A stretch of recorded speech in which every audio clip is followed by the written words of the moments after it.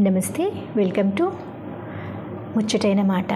ఈరోజు ఒక చిన్న మాట చెప్పుకుందాం అండి. మంచి మాట ఏంటి అంటే, దయచేసి పిల్లలు, మీరు క్షణికావేశం ఉచ్చులో పడొద్దు.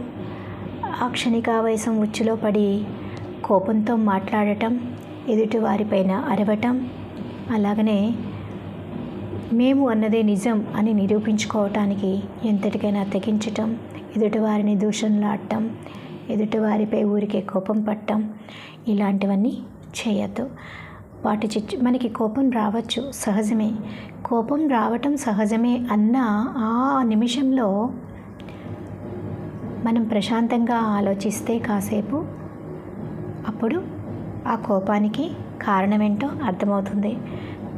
మనం సమస్యని సహనంతో పరిష్కరించుకోగలుగుతాం.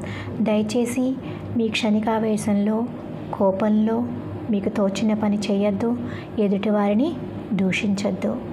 Thank you. Keep watching. Please subscribe ముచ్చటైన మాట.